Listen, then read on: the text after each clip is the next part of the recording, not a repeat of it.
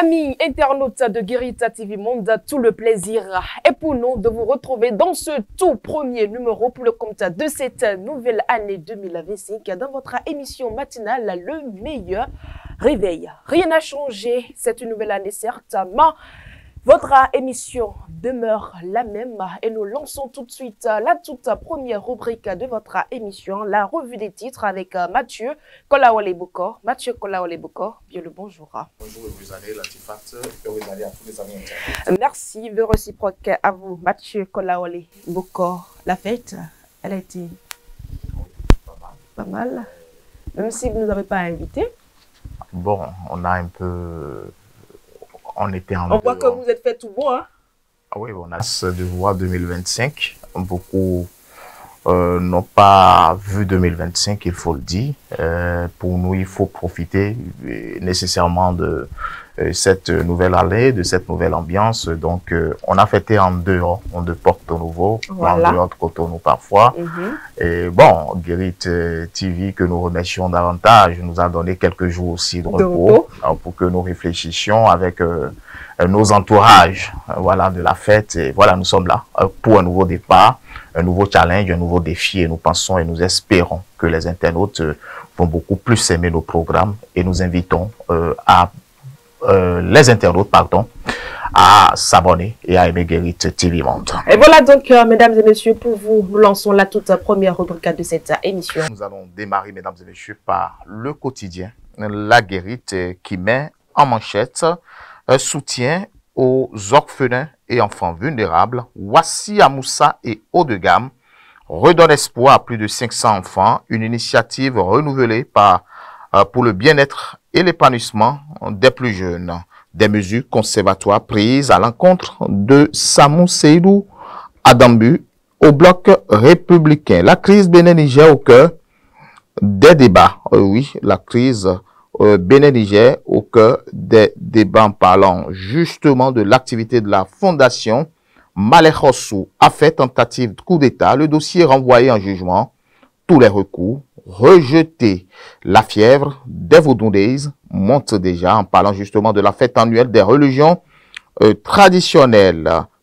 Palabre au quotidien, bloc républicain. Le président Abdoulaye Biotchane suspend Samou Seydou Adambi de tous les organes dirigeants du parti. Nord-Sud quotidien. Interdiction de l'importation de la volaille congelée. État des lieux et conséquences. La boussole qui met décodage de l'expression passé honteux contenu dans le discours du chef de l'État à la nation. Badamassi corrobore les propos, les étaye avec des arguments et remet les vrais acteurs de ce passé honteux à leur place. Pour lui, cette période est comprise dans la décennie 2006-2016 au Bénin, le pays émergent impliqué dans des manœuvres de déstabilisation des instances dirigeantes de la CASB, l'ancien président de la Fédération burkinabé de pétanque, Axel Maké Kaboré, suspendu à vie de toute activité par la CASB. Éveil Info, option, les démocrates pour sa potentielle candidature au présidentiel 2026. Kémy Séba tend finalement la main, voilà, à ces boutiquiers politiques d'hier s'interroge.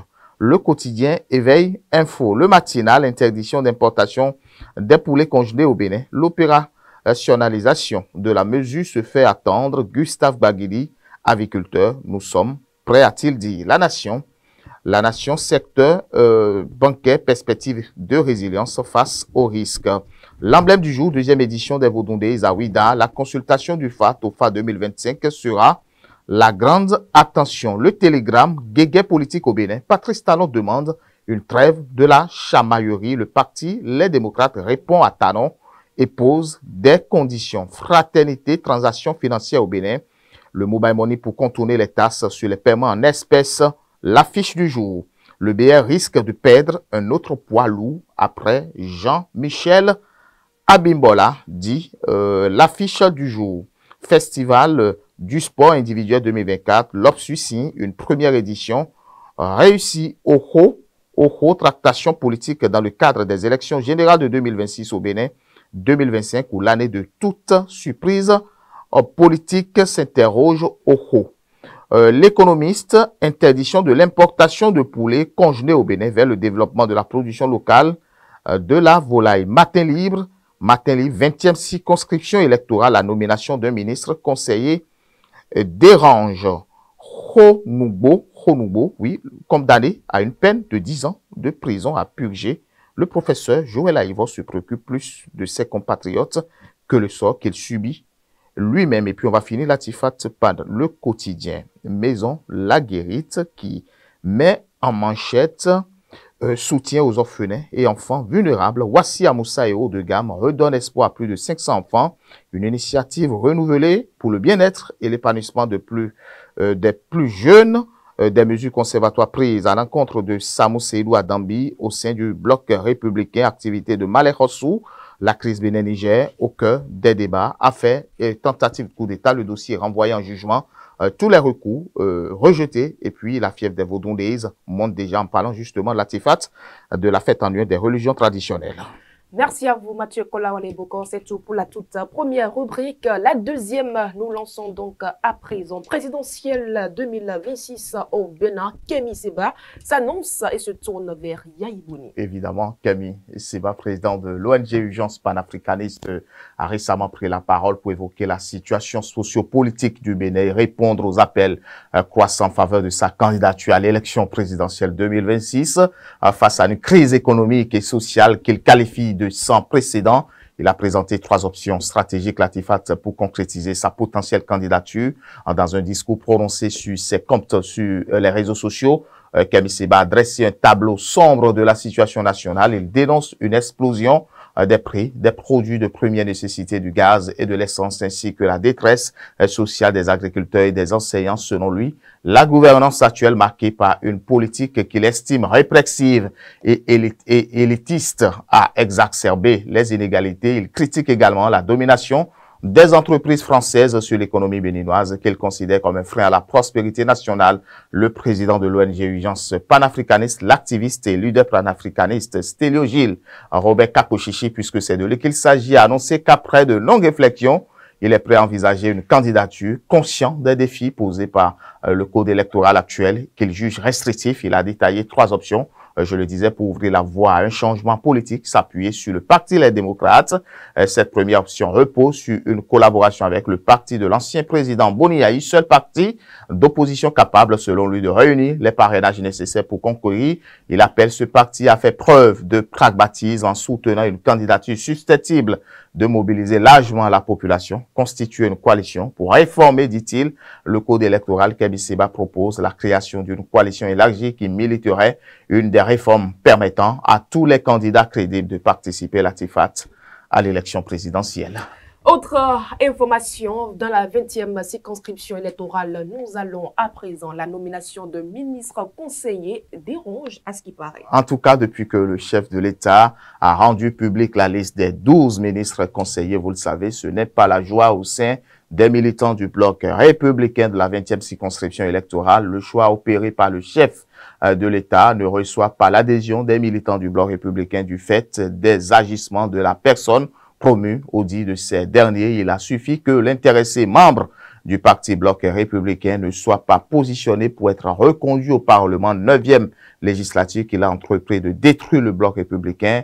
En 2023, lors de la campagne pour la députation, il aurait mené une contre-campagne contre le bloc républicain, demandant aux militants de voter soit pour l'Union progressiste, le Renouveau, soit pour le Parti Les Démocrates. Aujourd'hui nommé ministre conseiller, il est retourné sur le terrain disant à qui veut l'entendre qu'il est de retour tel un phénix, qu'il reconnaît de ses cendres et que les gens avaient trop tôt prédit sa mort politique et qu'ils vont maintenant le sentir avec ces hommes demain sur le terrain. Il est en train de remettre en cause les coordinations communales, les coordinations d'arrondissement, les sessions de village qu'il avait été mises en place. Il dit aux gens qu'il est ministre plein et que c'est à lui qu'il revient de mettre en place les coordinations qui seront composées d'une nouvelle équipe de gens à sa solde. Et de qui parle-t-on déjà? En tout cas, en 20e circonscription.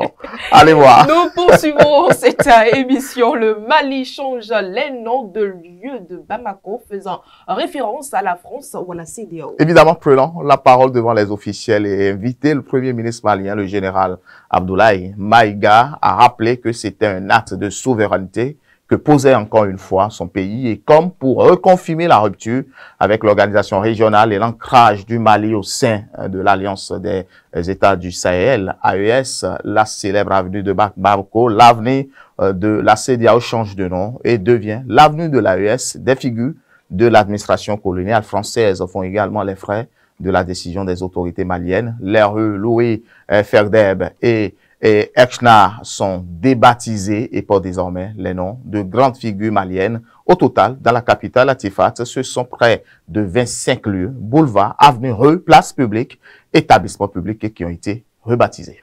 Nous parlons football dans l'actualité sportive de ce matin, les défis qui attendent les Guépards en 2025. L'année 2025 vient de commencer, vous le savez. Cette nouvelle année, comme d'habitude, sera parsemée de plusieurs événements à vivre dans les 4 coins du monde. Avant son épilogue, une projection sur l'ensemble de l'année dans certains domaines clés s'avère donc nécessaire pour éviter toute surprise. Dans le domaine du football, on connaît la feuille de route de l'équipe nationale du Bénin pour cette nouvelle année. En effet, les Guépards du Bénin commencent leur confrontation en mars avec les 5e et 6e journées des éliminatoires de la Coupe du Monde 2026, au cours desquelles ils défieront le Zimbabwe avant de se mesurer à l'Afrique du Sud, une nation qui avait battu le Bénin en aller en dehors des matchs amicaux prévus en juin où les adversaires restent déterminés. Les poulains de Guerre-Nord seront à la Coupe d'Afrique des Nations CAN Maroc 2025 qui débutera le 21 décembre de cette même année. Mesdames et messieurs, voilà, c'est l'essentiel à retenir de l'actualité de ce matin. On se retrouve dans un instant dans le forum matinal.